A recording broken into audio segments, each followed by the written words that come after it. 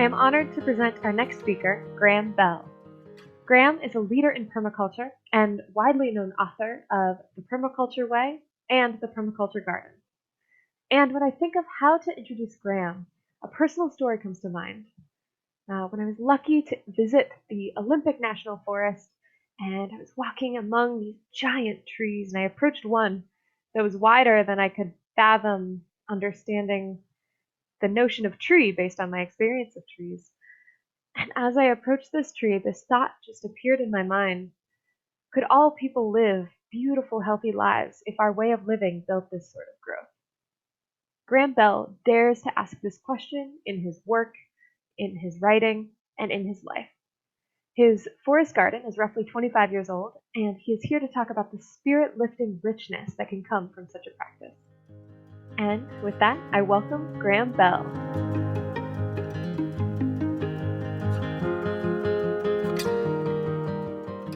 Hello, my name's Graham Bell, and I'm glad you could join us on this journey on this wonderful soil symposium.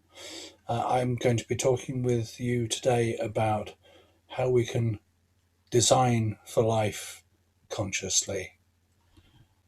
So instead of just always doing what we've always done or what we've been told to do, there has, over the last 50 years, really developed a system called permaculture, derived from permanent agriculture originally, but rapidly discovering that we needed to think about permanent culture as well, because for sustainable land use, it's all very well understanding about soil and trees and microbes and how clean water works, but actually we need to really put in place trading systems, how we transport, how we use fossil fuels or don't, and all the other aspects of life that make sustainable life for human beings on planet Earth a possibility.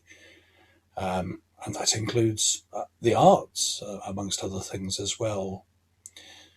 And so in that process, we've been learning how we can act ethically and think about everything that has a right to life on planet Earth, from the fish in our rivers and seas to the birds in the air, the insects, the plants, the trees, the fungi, all the things that make up a wonderfully abundant planet. And of course, at these times, we know it's difficult. There are challenges. There are things that are really quite scary if you think about them. I've always said good change is slow, but many people, I think, are seeing a sense of urgency about our present situation, and that's a good thing, but we mustn't panic. We must have a plan and be conscious about how we design what we're doing and respect the fact that we can only do it incrementally, a piece at a time. We can't suddenly take a broad brush and change the portrait of the world overnight. So permaculture I see as a direction, not a destination. Nobody lives in a perfect permaculture world, but we're all trying to do better every day at what we do. And that's only going to work if we cooperate as a species, internationally, nationally, locally, with our families, with our neighbours. So a great deal of what I'm going to talk about today is about that particular species, people. Thinking about the challenges we face, an obvious one is COVID-19. I'm sure many of you are familiar with the Gaia theory, the sense that the Earth is itself a living organism which is self-healing, as living organisms are, and that this has been sent as a shot across the bow, as a warning to us that we really are facing the midnight hour of the human race if we don't change our behaviour. And whilst it's smitten many people, that's not good, but We are fighting back against the virus itself, but if we come out of this doing what we were doing when we went into it, we will have learned nothing. Climate change, watch the ice on Greenland melting and icebergs the size of countries parting from Antarctica. This isn't sustainable. I try to avoid the phrase global warming because whilst the climate is getting hotter at the moment, the inevitable consequence of global warming is global cooling. And that is going to spell disaster for a very large number of people if it happens. We've got maybe the sixth mass extinction, maybe there have been a lot more than that, but we're losing species at a phenomenal rate. And natural systems, which are so important to ecology in our landscapes. In Britain, we've lost 95% of our wildflower meadows since before the Second World War. That's almost irreplaceable, and we really need to take care going forward that we restore these systems as quickly and as well as we can. Our watercourses are polluted. There are places where I swam when I was a child in rivers and lakes where I certainly wouldn't swim today. And our seas where there's more plastic than fish. Irreparable soil loss, the last major rain incident here just last month. I happened to be at the coast, and you could see all along the Northumberland and South Scotland coast where I live, the sea brown, half a mile to a mile out. That's all topsoil that's taken 10,000 years since the last ice age to create, washed away in one night. We can replace it, but can we replace it fast enough? Social injustice, you see it all around the world in all kinds of different ways. And various movements over the last few years have really focused in on these aspects of how we need to change human behaviour and the appalling difference between the rich and the poor. Not something that's sustainable. So what is this permaculture thing? Well, many of you know, I'm sure. My favourite definition, I think, is revolution disguised as organic gardening. It's really about how we manage everything that humans need to live sustainably on planet Earth. But gardening, growing food, is one of the great places to start because there are so many lessons to be learned in a garden. The longer definition there, I'll leave you to read for yourselves. But leaving the earth at least as bountiful as we found it, well, we need to do better than that. Conservation is no longer enough. We really need to be doing restoration. And I just want to share with you some of my experience over the last 30 years of practicing and teaching. And in doing so, when I was thinking about it, I was reminded of this question: are we human beings, as we like to call ourselves, or human doings? Are we so obsessed with having to justify ourselves by doing, by having a job, by being employed, by working all the hours that God sends, as some people use that expression? Or have we forgotten how to be? And in doing that, appreciate the world we have and get closer to it so that we are certain of our purpose on this planet, which is not to mine it for everything it's got, but to cherish it and care for it, and care for each other, and care for all living things. So a lot of what I'm talking about today is quite humble things we can do, not necessarily about being world-scale heroes, but about taking on these challenges and reversing the damage that we have done to planet Earth whilst we still have time. I'm not sure we do, but I have no option to carry on and try, and I hope that you join me in that journey as well.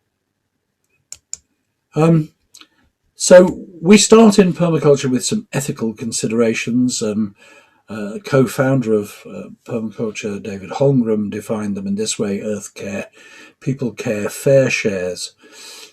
We can't care for people, which is what we're trying to do, unless we care for the earth, because we need the earth to care for us. And the fair shares aspect is, we touched on the poverty aspect earlier and so on, but it's also about limits to growth. We really cannot keep growing the world's population endlessly, because things will happen that will cause it to reduce. And it's really interesting to see countries in the world like Japan, where through the people's own will, the population is reducing, because young people coming along have realised they don't really want to live in a world that's just hurly-burly, rushing to work every day, packed into public transport and so on. And these ethics are supported by a huge range of principles. I'm not going to give you a lesson in permaculture tonight, but I'll mention some of them as we arrive at them. Just a small fact here from the English-based charity Oxfam. This was, 5 years ago or more. The richest 85 people in the world own as much as the poorest 50%. Well, 50% of the world's population is now 3.5 billion, going on 4. 85 own as much as half the population. Doesn't bear thinking about to me. And yet, there's so much beauty in the world still. When I put this into a PowerPoint, it told me it was a painting. It's a photograph of trees in China, I think. It's not a painting, it's a real photograph.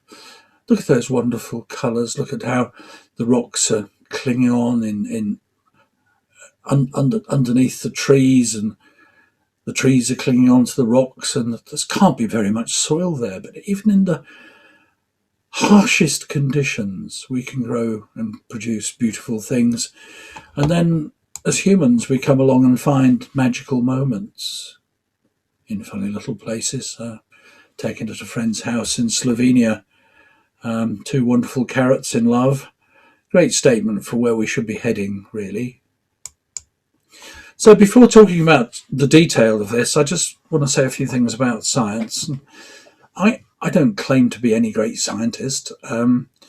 At school, we were presented with maths, physics, chemistry as the hard sciences. Maths from the wonderful world of numbers, but much more than that. Things like set theory, how we map things. Maths has so many wonderful uses. Physics, how the universe works, energy and movement and so on.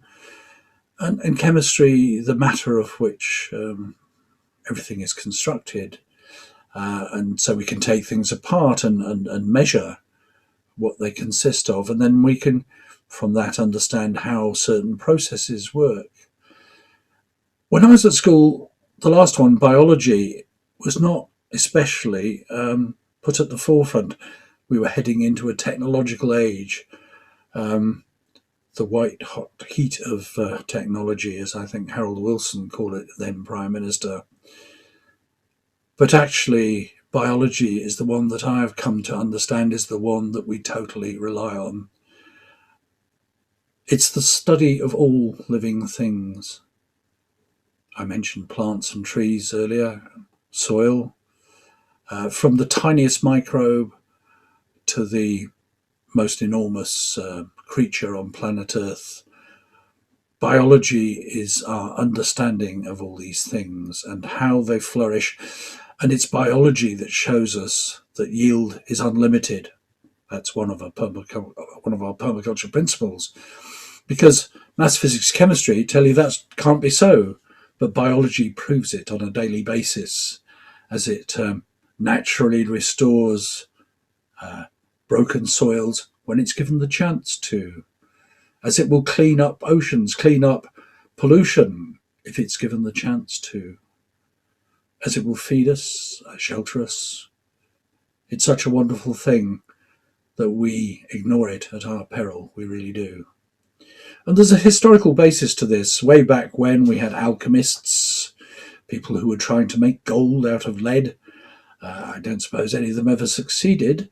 And it's not quite as fantastical as it sounds, because transforming metals into new elements and so on is one of the things that our sun does in the white hot heat of its core, somewhere beyond white hot, I imagine. And then there was a period where we had herbalists, people like Culpeper and so on, and ancient traditions of Ayurvedic medicine in India, and similarly things in China, going on for thousands of years as people gradually discovered how to use plants as medicines and so on. And out of that, in Western Europe, we developed a culture which was called natural philosophy. Interestingly, many of the early natural philosophers were clergymen, because they actually had the time to go out and look at the countryside and so on. And it's a starting point for permaculture design is observation. That's what they did. People like Gilbert White of Selborne and Linnaeus, correctly called Carl von Linné, but gave himself a Latin name, the man who solidified the botanical naming of plants in his lifetime and could recognize and name at least 10,000 different species. And they were not trying to control nature, they were trying to understand it. But out of that developed the hard sciences. But as a lead-on from the natural philosophy approach, today we have a concept called citizen science, and that's really what I practice and the level I'm at in my understanding.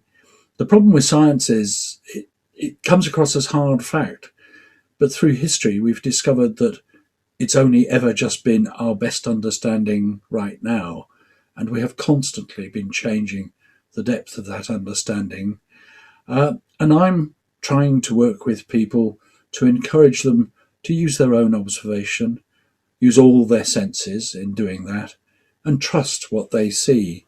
Because if we are, as a race, going to change the way we treat the planet, it needs all of us to join in. So a lot of this journey in this symposium will be talking about agricultural level use of land. I want to focus here on something more domestic. So, for example, in the United Kingdom, there are at least 1 million hectares of garden. There's all kinds of other places where we could be growing food. During the Second World War, we called it dig for victory. Perhaps these days we should be calling it no dig or minimum tillage for victory. But I would love to see this be our next step, because if you grew food at the rate we do here in this garden at our home, you'll see that we could be producing 16 million tonnes of food a year in Britain. I think we could, if we extended into municipal areas and so on, probably look at producing something like half the food we need in Britain at garden scale, at local scale, community gardens and so on, woodland gardens, and reduce the amount of land we needed in farming contexts, so that we could eliminate the need for chemical farming, for industrial farming, go back to a simpler way of growing our essentials, be that grains or potatoes or maybe large-scale brassicas or other large-scale vegetable or fruit crops, and return as much of land as possible to wilderness, especially reforesting to reverse the carbon effect and reduce our use of carbon resources. And in the process, there will be so many other good things that came out, from forest schools to breathing spaces in inner cities and so on, where we were using things well. So that old slogan of the Green Movement, start small, start local. This is a picture of my wife, Nancy, granny to grandson Nico here. And ever since he could walk, he's been coming to visit our garden and sampling fruit and discovering about plants. Our children grew up in a similar way to this. They're in their 30s now, but it's a very important part of education and something you're never going to learn in a classroom at school. And so we moved on, and he learnt about sweet cicely, for example, this wonderful plant, which, if you eat the young seeds, they taste exactly like aniseed, but there's no sugar in them. And if you can get a child at this age uh, learning about and wanting to eat this kind of stuff, then they're on a pathway for life themselves.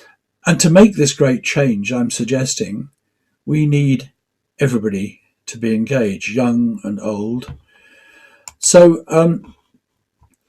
if we're talking about something that isn't agriculture, when we talk about gardens, what are we talking about? Well, I don't see it that way. It's about growing food. It's just a smaller scale. And it's something that nearly everybody can do. We can make gardens that are accessible for people with physical disabilities. We can make gardens that are accessible for people with mental health challenges and so on. But I found this meme, which I thought was interesting. It said, if you have a garden and a library, you have everything you need. Taking that one step further, I wonder whether we need the library. I mean, I have a fantastic library and I read a lot, but there's so much to be learnt in the garden itself. It's a revelation, really. And, well, the proof of the pudding is in the eating, in the great English expression. Do you need a lot of land? Nope. Will it be hard work? Well, we devise low work systems. Here's Nico on the left with me, a couple of years on from the first photograph of him, and that's him with his sweet cicely that he's just going to eat. What did you have to do? Just walk into the garden and pick it.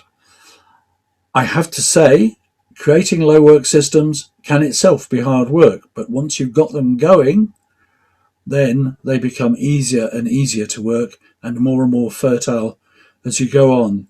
And what harvest would you get? Well, it depends where you are. It depends on your climate. It depends on your time availability. But you can do this in very little time. The garden I'm going to show you bits of here, for many years got 2 hours a week, and that was all. These days it probably gets more like 2 days a week on average, and less in the winter, more in the harvest time and so on. And it's as little as possible is it back-breaking work. Everything's designed to be easy, hand tools, nothing extravagant.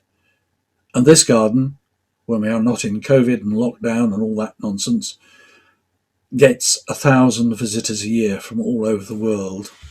So we're sharing more than our food, we're sharing knowledge in doing this. And that's a great pleasure in itself. So here's a little map of the garden. It's right in the middle, tiny letters, it says the garden cottage just by the bend in the road. It's 800 square metres, 0.08 of a hectare, or a fifth of an acre. Many people who come here from Britain think it's big. In Australia or places like the United States, it's a typical suburban backyard. It's not huge at all, somewhere on the edge of town. And what we're practicing is these things. So we're trying to design systems where we don't have to work so hard, nothing gets wasted, and we share abundance.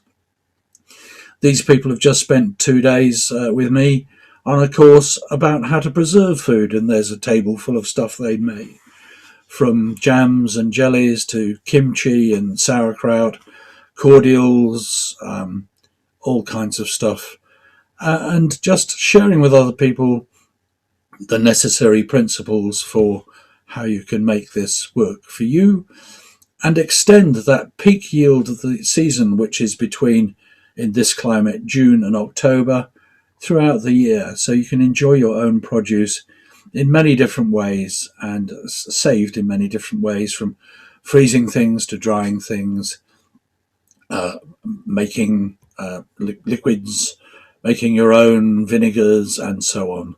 Many different things that you can do.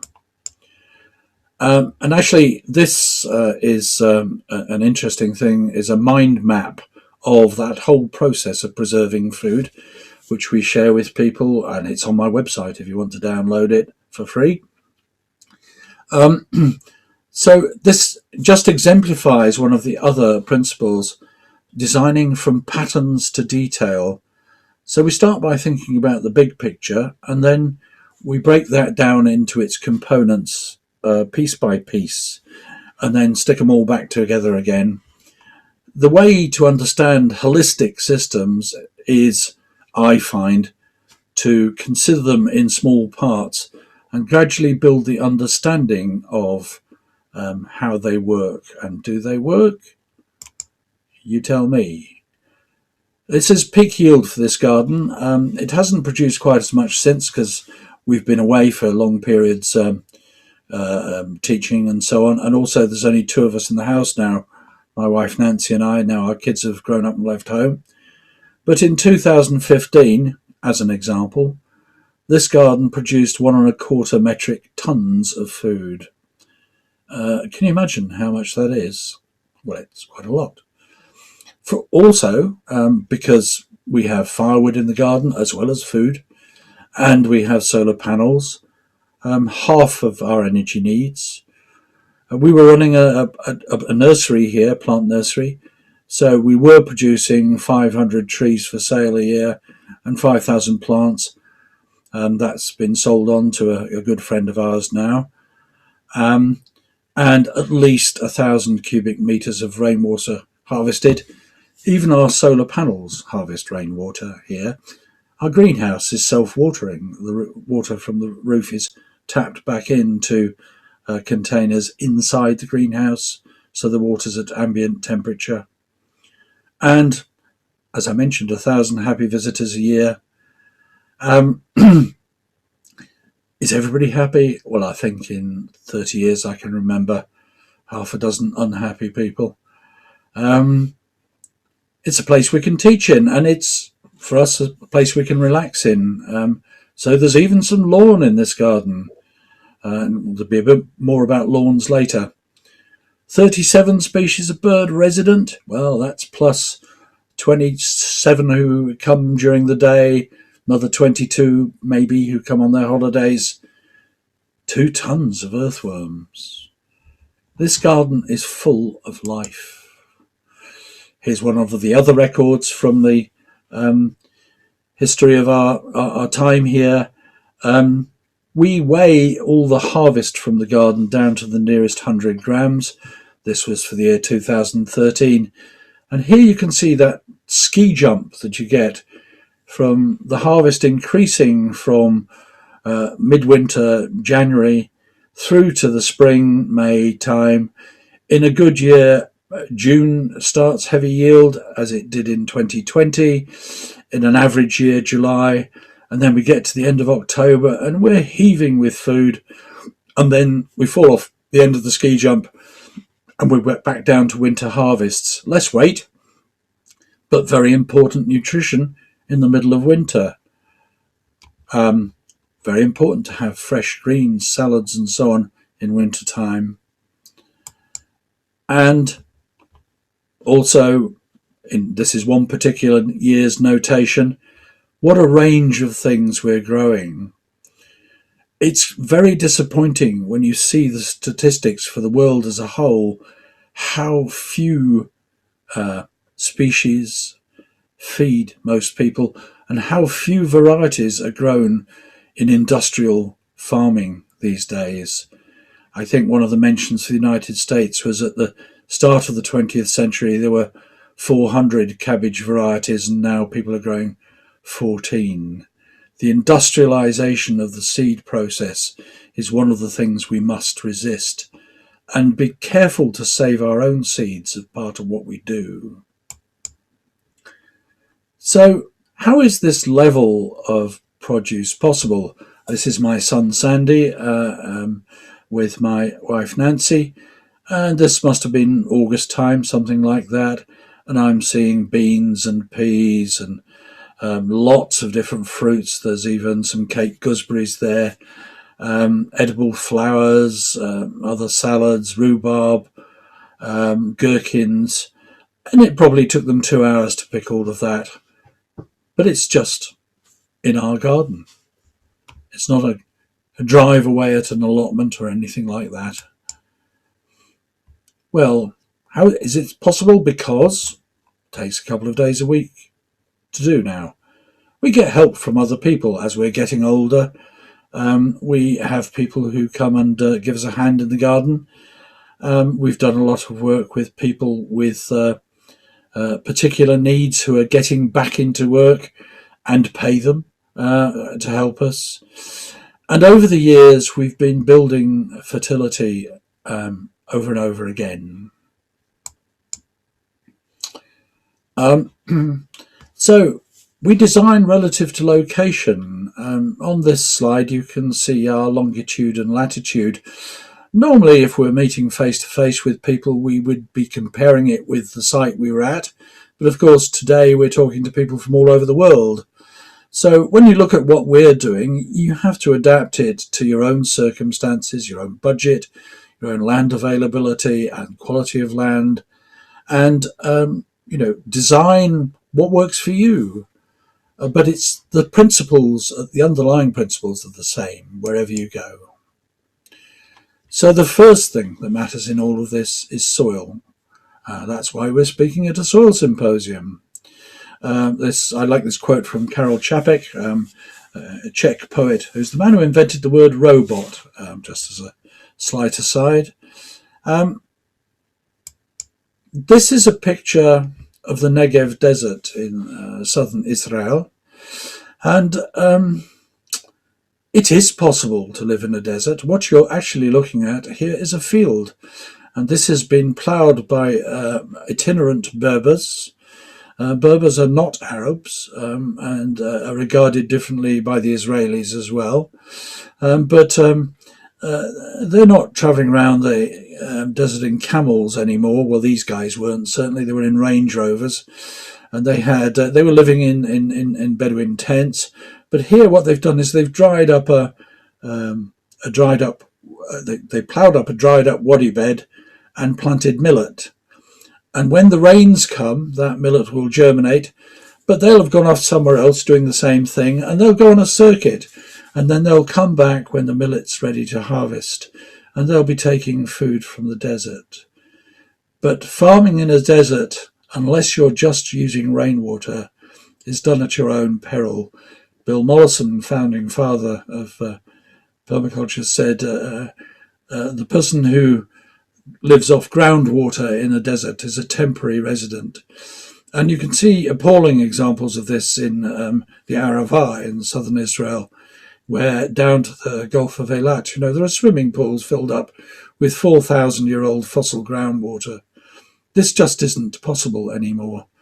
You see it in California, where the Colorado River doesn't reach the sea, hardly ever.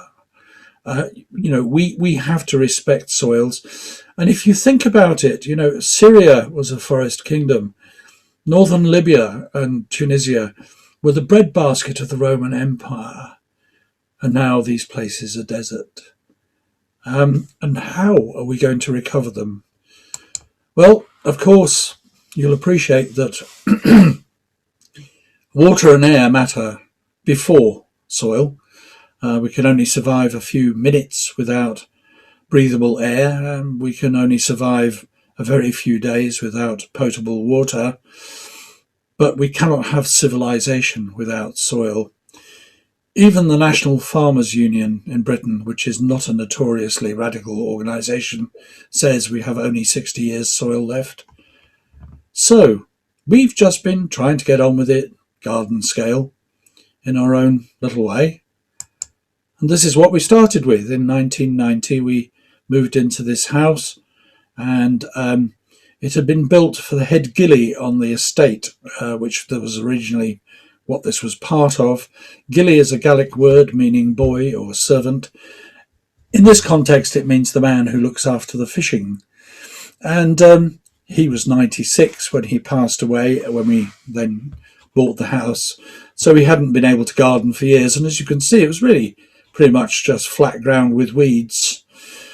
Here we are, 26 years later, my son on the left, that pumpkin just grown in a compost heap, not even watered, not fed at all, 60 kilos. Same latitudes as Moscow, north of any part of China, just a bit south of Anchorage in Alaska. And then on the right, you can see an open day just outside the kitchen door. See not just the lushness of the greenery, but the life of the people there, the conversations going on, the exchanges, the learning. This particular analysis, I think, must have come from the United States. It says, imagine what we could do here.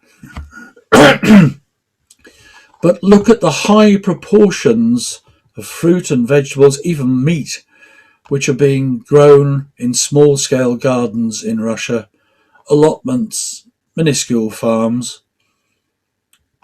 And contrast that with this from the United States. The vast consumption of energy in maintaining lawns. I understand there are places in the United States where it's illegal to harvest rainwater, and where you get hauled up in front of the beak, as we would say in Britain, called to order if you dig up your front lawn. This is vital. I mean, the figures here are astronomical. We can't keep going on like this. So, the other thing we measure is people. When they come to visit us, we ask people to write in a visitor's book and so on. And my son, Sandy, who you've seen a couple of times, his wife, Ruthie, introduced us to the Happy Museums project, which is a piece of software which enables you to work out what people think and analyse it.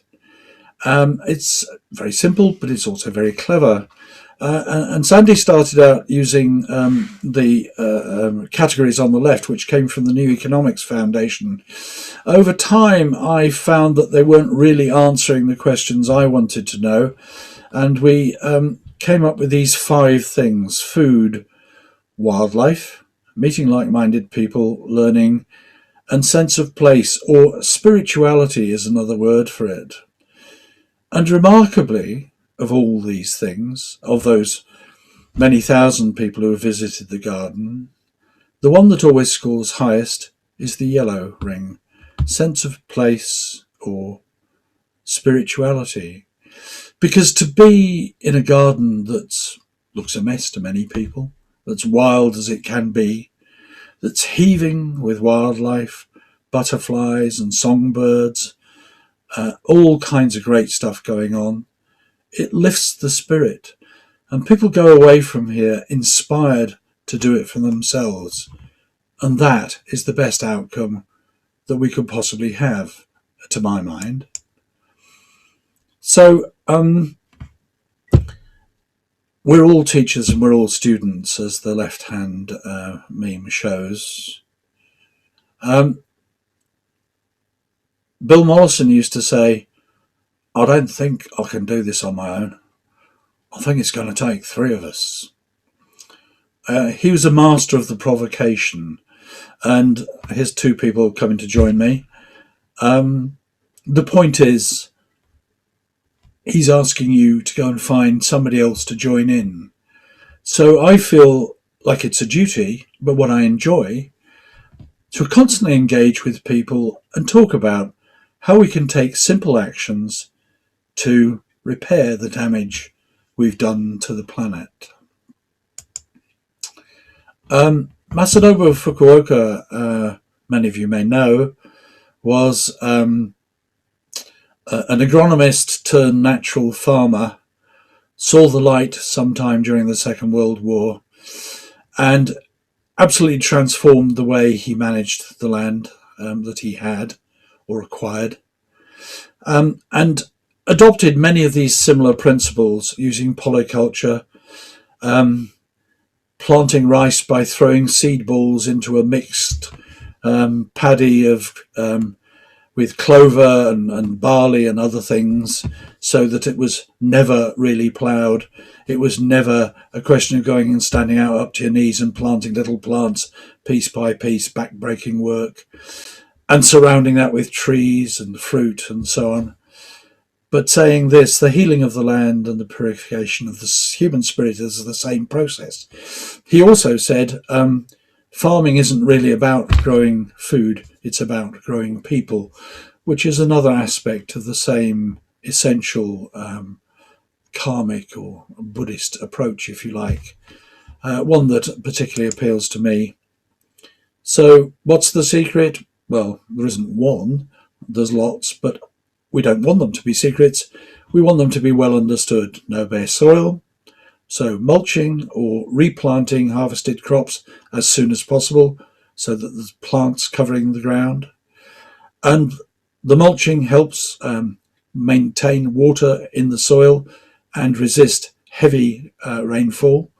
And it helps feed the soil biota so that we're constantly increasing the humus in the soil and all the good that does for our plants.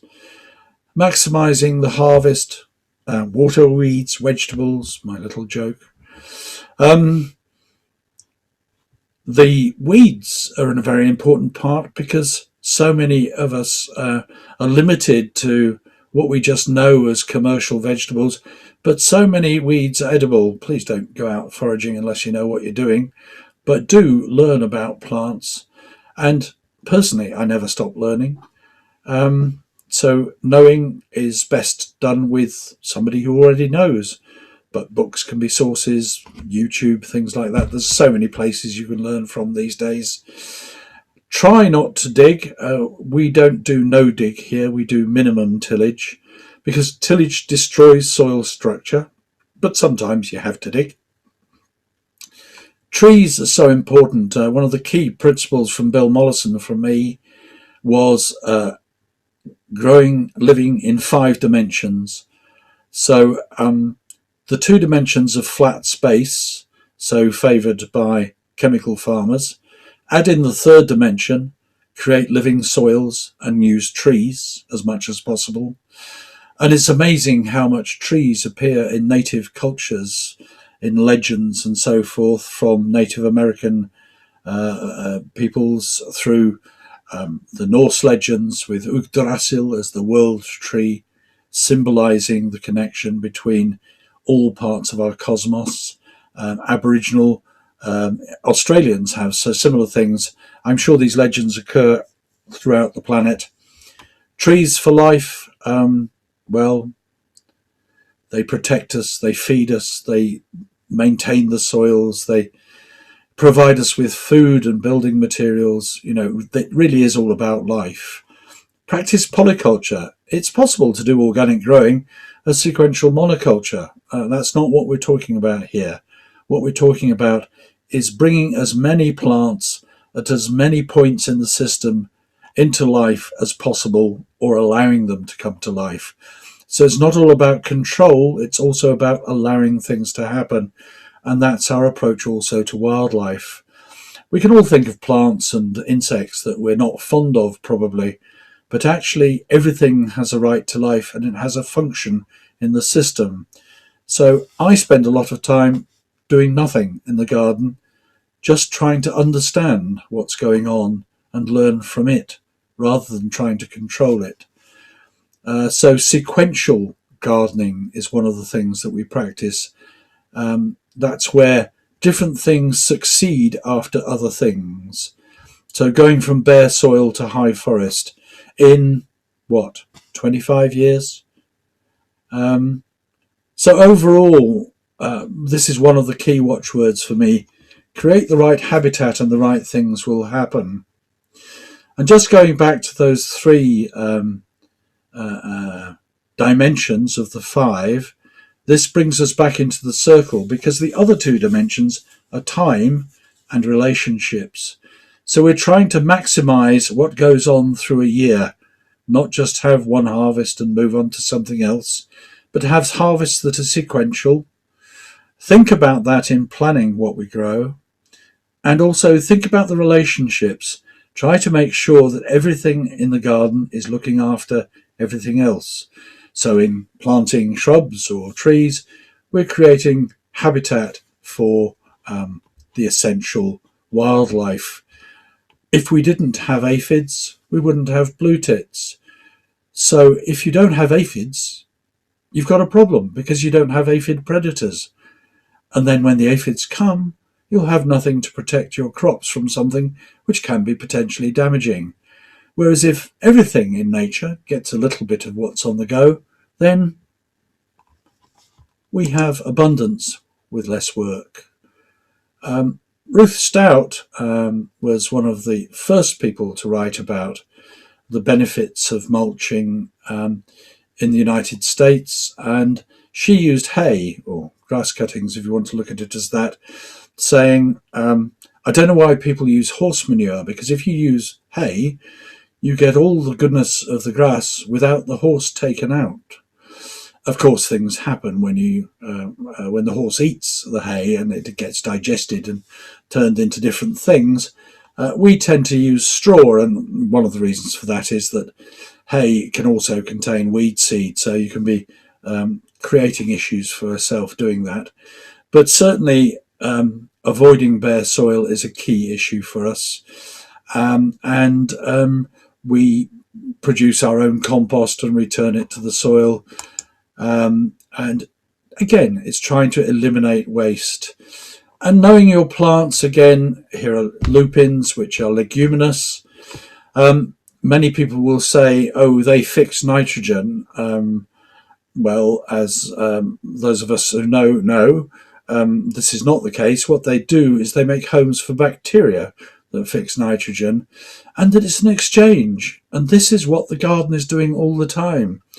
All the plants are helping each other. People often ask in the garden here about companion planting. And my answer really is it's the entire forest garden, because that's what we have, which is the companion. Everything is helping everything else. And so the photosynthesis of the trees and the plants is taking sugars and other carbohydrates down into the ground layer, where it's being exchanged with bacteria and nematodes and mycelium for beneficial nutrients that they can give back. It's like a huge marketplace in the rhizosphere. It's a wonder to behold, I'm sure, if only I could get down small enough to see it. So I like this little quote from Thomas Elsner. It's that thing, again, if you find you don't like something, ask yourself what it does in the system. What's its place? There's not nothing that I take out of the garden, but I do try to be conscious of the role that everything has in what we do. And one of my favourites here is earthworms.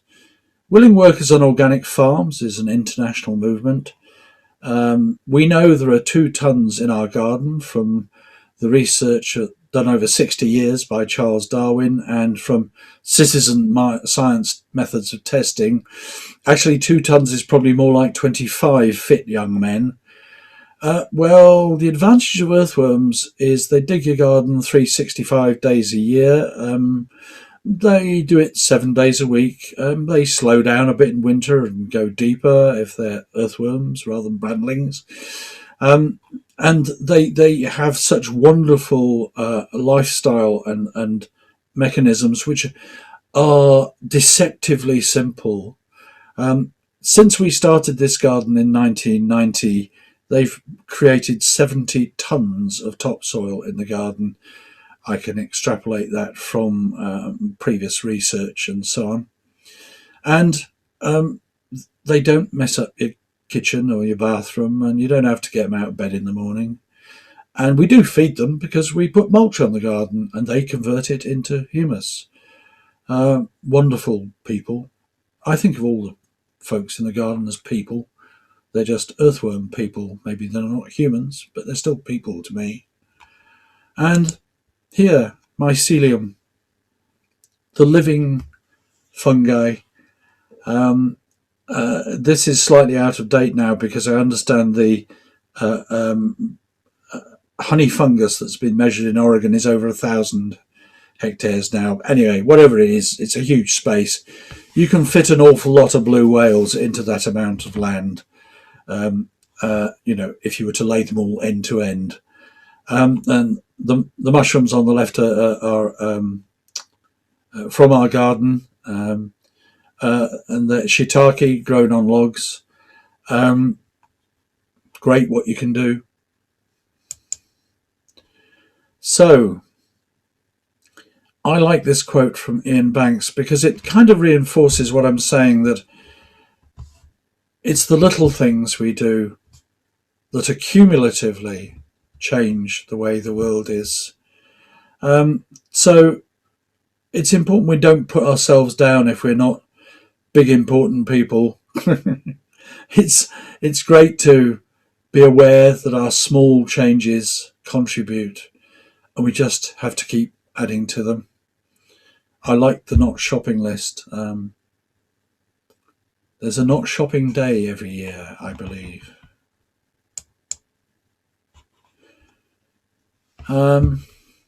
Edith Wharton, I treasure this quotation. I do try to spread the light myself, but I'm conscious often all I'm doing is mirroring things that other people have done. There's a French quote from the middle of the 19th century, anything wholly new is wholly bad, that we all learn from history, from our culture, from arts, from the oral tradition, the stories that people tell. So I've just been telling you a story here, and I like this photograph.